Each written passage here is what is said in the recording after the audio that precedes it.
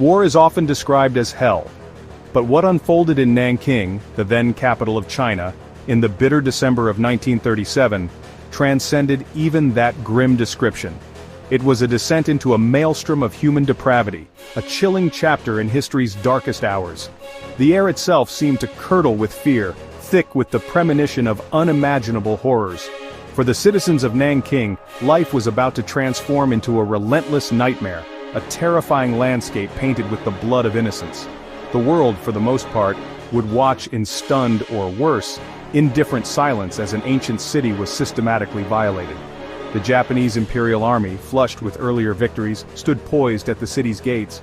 Their arrival was not heralded as a liberation, nor even as a conventional conquest of war. Instead, it marked the beginning of an orgy of violence so extreme, so widespread, that it would forever stain the annals of human conflict. The very fabric of society was about to be torn asunder, leaving behind wounds that for many would never truly heal.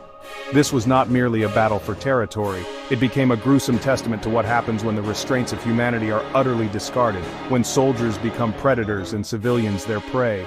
Imagine the biting cold of that December, a cold that seeped into the bones, mirroring the icy dread gripping the hearts of Nanking's populace.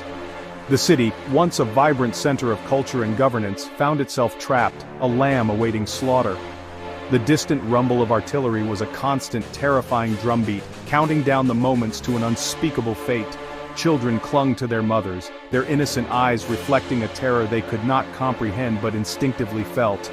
Every shadow seemed to harbor a threat, every unfamiliar sound a portent of doom. The normal rhythms of life had ceased, replaced by a singular, all-consuming focus: survival. This was Nanking, on the precipice of an abyss. The events that followed were not random acts of wartime chaos. They were a calculated, systematic campaign of terror. The soldiers who marched into the city were not just conquerors, they became tormentors, their actions fueled by a brutal ideology and a chilling disregard for human life. The stories that emerged from those dark weeks are not easy to hear, nor should they be.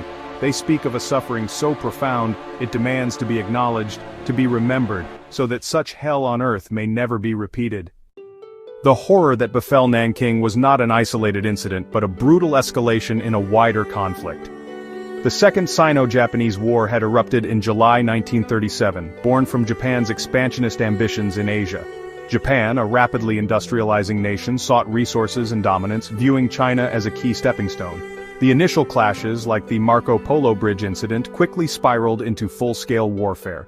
The Japanese military machine, modern and well-equipped, advanced with ruthless efficiency against